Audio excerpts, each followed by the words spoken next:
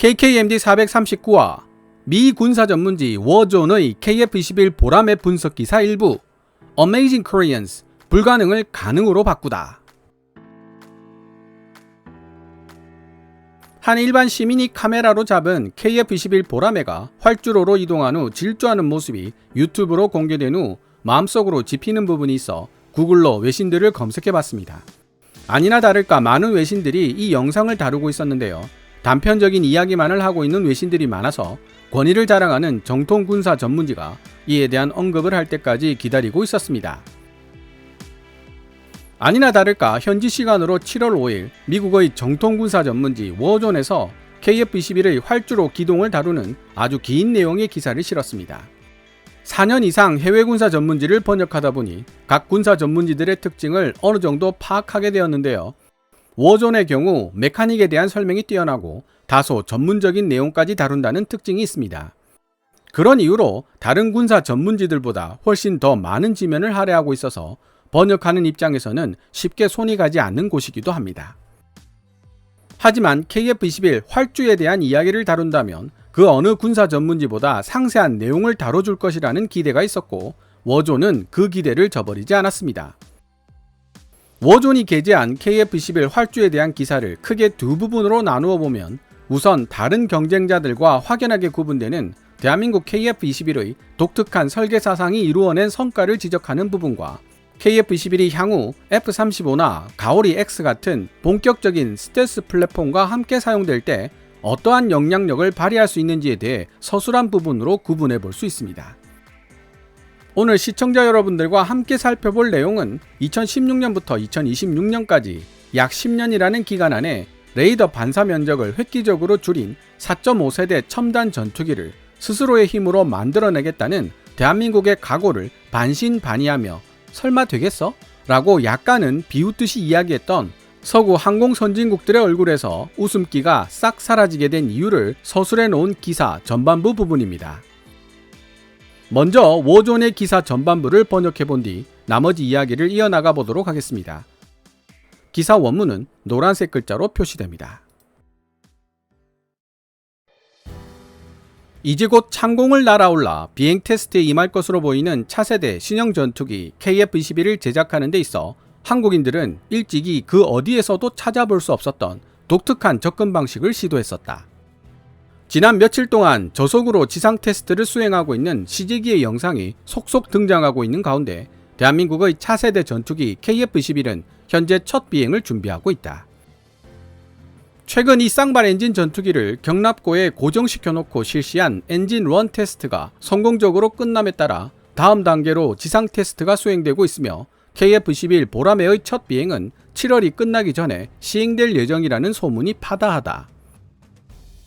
비록 촬영된 날짜가 명시되어 있지는 않았지만 경남 사천에 있는 한국항공우주산업의 생산시설 밖에서 최근 촬영된 것이 분명한 이 비디오는 한국어로 어린 매를 뜻하는 보라매라는 이름을 가진 KF-21 CJ1호기가 임시 폐쇄된 도로를 가로질러 이동하고 있는 모습을 보여준다.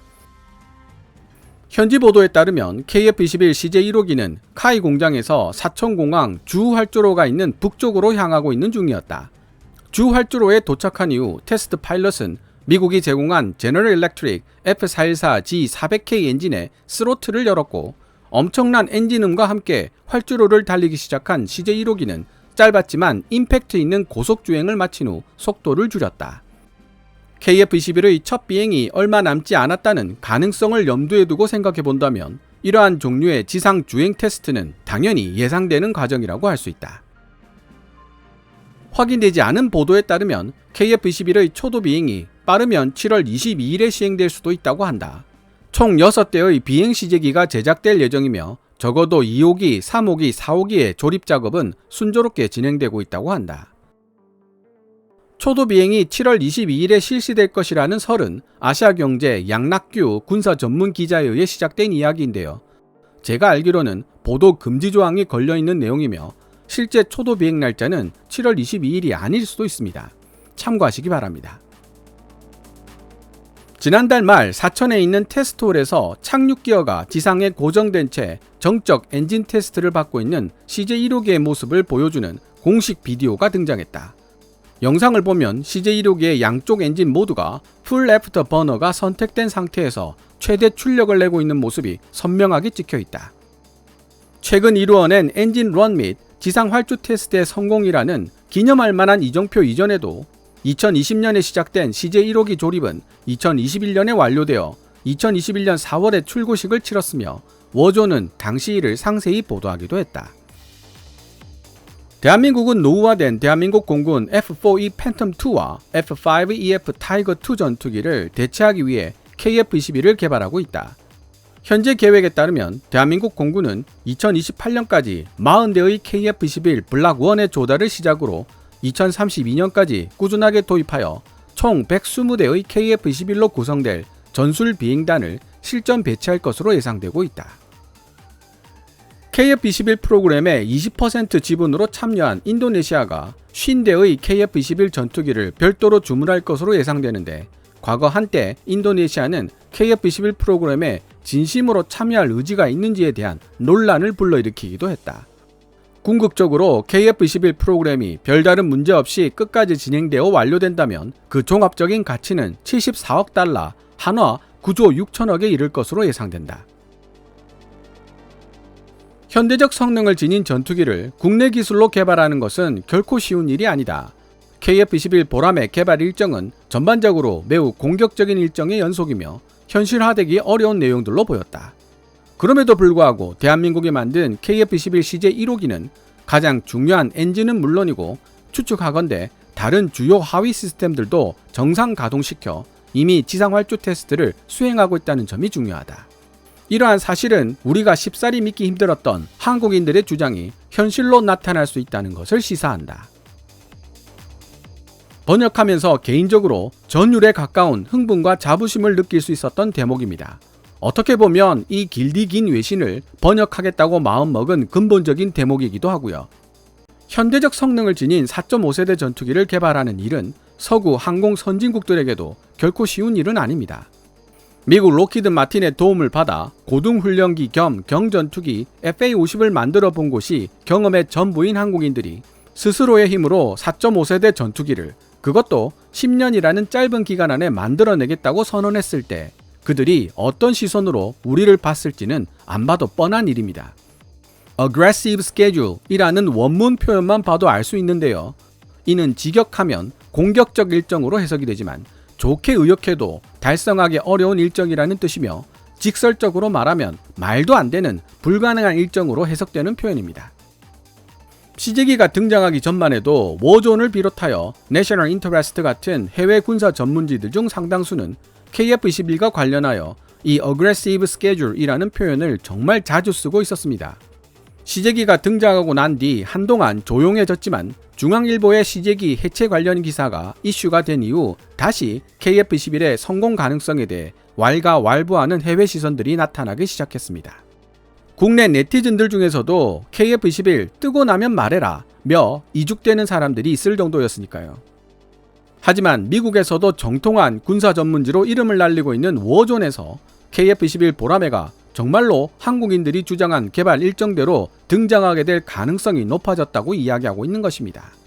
워존은 특히 메카닉에 대해서 깊은 수준까지 파고드는 것으로 유명한 군사 전문지입니다. 개인적으로 KF-21이 워존의 인정을 받았다는 사실은 상당한 신뢰성을 의미하는 것으로 받아들이고 있습니다. 어쨌든 한국 항공우주산업 카이는 미국의 5세대 전투기 F-35의 가장 큰 특징으로 회자되는 고도의 스텔스 성능을 KF-21에 구현하는 것을 적어도 당분간은 포기하기로 했다. 대한민국 역시 도입하고 있는 F-35 정도의 뛰어난 스텔스 성능을 구현하기 위해서는 매우 까다로운 요구사항들이 전투기 설계 및 전술의 모든 측면에서 고려되어야 하는데, 그렇게 되면 전체적인 개발비 및 지원 부담이 상당 수준 가중될 수밖에 없기 때문이다. 실제로 KF-21은 레이더 피탐성을 낮추는 스텔스 설계에 대해 매우 신중한 접근 방식을 취하고 있으며, 현재 스텔스 성능보다는 능력 면에서 많은 차이를 보이고 있는 5세대 F-35와 4세대 F-16 사이의 격차를 메우겠다는 의도가 엿보인다. 한 가지 예를 들자면, 우선 KF-21에 장착되는 무장들은 날개 아래 6곳, 동체 아래 4곳에 설치된 하드포인트에 장착되어 외부에 노출된 채로 운반될 예정인데 그 결과 KF-11은 내부 무장창을 탑재한 F-35나 대부분의 다른 차세대 전투기들보다 스텔스 성능이 당연히 떨어질 수밖에 없다. 그러나 일단 KF-11이 실전 배치되고 나면 새롭게 등장한 스텔스 설계 요소들 중에서도 특히 내부 무장창을 우선적으로 탑재시킨 보다 발전된 파생 모델을 개발하는 작업이 시작될 것으로 예상된다. 따라서 개발 초기에 등장한 KF-11은 유로파이터 타이푼과 비슷한 크기의 레이더 단면적 RCS를 가지게 되겠지만 이후 이러한 방식으로 개량된 KF-11은 유로파이터 타이푼과 비교되지 않을 정도로 감소된 레이더 단면적 RCS를 보유하게 될 것이다. 이전 영상에서도 언급한 적이 있지만 한국항공우주산업 카이 엔지니어의 설명에 따르면 내부 무장창을 갖추고 각종 외부 센서들을 내부로 수납하여 탄생하게 될 KF-11 블락 3의 목표 RCS는 미국의 스텔스 전폭기 F-117과 동등한 수준입니다. 더군다나 KF-11은 공대공 교전 능력만을 갖춘 블락 1 형태로 먼저 실전 배치되고 이후 등장할 개량형 블락 2에서 비로소 공대지 공대함 공격 능력을 갖추게 된다. 이러한 진화적 개발 방식 역시 KF-11 보라매와 치열한 접전을 펼치게 될 경쟁자들의 전투기와 상당한 차이점을 보이는 부분이다. KF-21과는 달리 자신들의 전투기를 처음부터 공대공, 공대지, 공대함 교전 능력을 모두 갖춘 완벽한 멀티롤 전투기로 개발하려 노력하는 경우가 대부분이기 때문이다. 지금까지 설명해왔던 이 모든 상황에도 불구하고 정작 무엇보다 우리의 흥미를 불러일으키는 것은 대한민국은 과연 이 KF-21을 어떠한 작전 맥락에서 어떻게 사용할 것인가 라는 부분이다. 신형 차세대 전투기 KF-21에 대한 대한민국 정부의 독특한 접근 방식은 F-35 수준의 뛰어난 스텔스 성능은 포기하는 대신 일반적인 4.5세대 전투기보다는 높은 레이더 피탐성을 지닌 저비용, 고효율 플랫폼을 얻어내겠다는 것으로 설명될 수 있으며 종국적으로 KF-21은 그 뛰어난 가성비와 전투 효율을 최대한 이끌어낼 수 있도록 강력한 스텔스 플랫폼들과 밀접하게 연관되어 운용될 것으로 보인다. 예를 들어 F-35를 보좌하여 함께 출격하게 될 대한민국 공군의 KF-21들은 F-35의 부족한 무장 탑재량을 보완해 줄 수 있는 능력을 지니고 있다. 내부 무장창에 탑재할 수 있는 무장의 크기와 무게에 큰 제한을 가지고 있는 합동 타격 전투기 F-35에 비해 KF-21은 훨씬 더 많은 숫자의 무장을 탑재할 수 있을 뿐만 아니라 KPD-350, 타우러스 같은 덩치 큰 무장들도 여유있게 장착할 수 있는 능력을 지니고 있기 때문이다.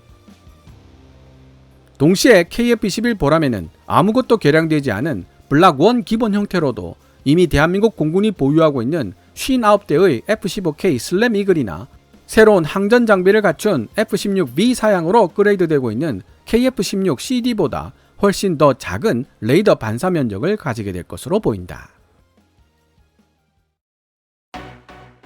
지금까지 2022년 7월 5일 미국의 정통 군사 전문지 워존이 게재한 기사 South Korea readies its KF-21 Next Generation Fighter Jet for Takeoff. 대한민국이 만든 차세대 전투기 KF-11 이륙할 준비를 마치다의 전반부를 번역해 보았습니다. 세계 많은 나라 공군들에 의해 주력 기종으로 사용되고 있는 F-16이지만 플랫폼 자체가 지니고 있는 수명이 거의 한계에 도달해 있는 상황입니다. 비록 최신 항전 장비를 갖춘 F-16B로 업그레이드 되고 있기는 하지만 설계를 바꾸지 않는 한 전투기 내부에 사용 가능한 공간은 늘어나지 않습니다.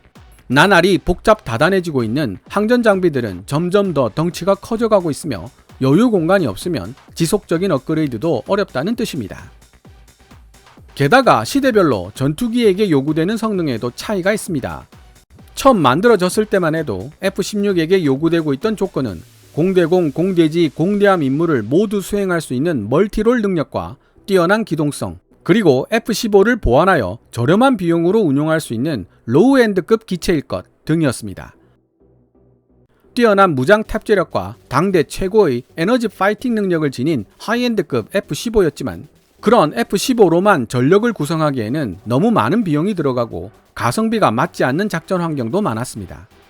그런 문제의식에서 출발한 것이 바로 미 공군의 하이로우 믹스 개념이죠. 오늘날 과거 F-15가 맡고 있던 하이엔드급 역할을 대신하고 있는 기종은 F-22나 F-35 같은 5세대 스텔스 전투기라고 할 수 있습니다. 하지만 5세대 스텔스 전투기들은 뛰어난 능력만큼이나 비싼 도입비와 천문학적인 운용 유지비를 감당해야 한다는 부담을 안고 있습니다. 민감한 전자장비를 잔뜩 싣고 다니는 기체이다 보니 가동률도 떨어지며 스텔스를 위해 장착한 내부 무장창 때문에 무장 탑재력도 빈약하다는 문제점을 안고 있습니다. 과거 F-15를 보완했던 F-16처럼 5세대 스텔스 전투기를 보완해줄 수 있는 존재가 필요하다는 뜻이죠. 미 공군조차도 F-35A를 처음 도입할 무렵에는 모든 전술기들을 스텔스기로 바꾸겠다고 호언장담했지만 지금 와서는 태도를 바꾼 상황입니다. F-16의 퇴역을 대비하여 기본적으로 스텔스 형상을 갖추고는 있지만 외부에 무장을 장착하여 스텔스 전투기는 아닌 가성비 우수한 4.5 플러스 세대 전투기를 개발하겠다고 공언하고 나선 것입니다. 그런데 이상합니다. 스텔스 형상 설계로 만들어졌지만 내부 무장창이 아닌 외부에 무장을 탑재하고 있으며 가성비 또한 우수한 4.5 플러스 세대 전투기라면 우리가 많이 들어오던 전투기 아닌가요? 그렇습니다. 대한민국 KF-21 보라매가 바로 그러한 설계 사상에서 태어난 전투기입니다. KF-21 보라매는 그 어떤 전투기보다 뛰어난 능력을 발휘하는 F-35 라이트닝 II의 윙맨이 될 수 있다는 뜻입니다. 워존 역시 후반부 기사에서 KF-21 보라매의 운용 유지비는 F-35보다 절대적으로 낮은 수준에서 형성될 것이라며 생산 원가만 적절하게 맞출 수 있다면 전 세계에서 운용되고 있는 F-16을 대체할 잠재력을 지닌 전투기라고 평가하고 있습니다. 다음 이어질 기사 후반부 번역 영상을 통해 KF-21 보라매가 F-35 및 가오리 X 같은 본격적인 스텔스 플랫폼과 함께 사용될 때 어떠한 영향력을 발휘할 수 있을지, 워존은 KF-21의 수출 시장에 대해 어떤 분석을 하고 있는지도 함께 알아보도록 하겠습니다. 오늘 KKMD에서 준비한 내용은 여기까지입니다. 방송되었던 내용들은 KKMD 공식 블로그에서도 만나보실 수 있으니 구글 검색창에서 KKMD를 검색해 보시기 바랍니다. KKMD는 여러분들께서 챙겨봐 주시는 광고 수익으로 운영되고 있습니다. 앞으로도 계속 양질의 컨텐츠를 만들 수 있도록 많은 도움 부탁드리겠습니다. 지금까지 시청해 주셔서 감사합니다. Kevin's Military Channel KKMD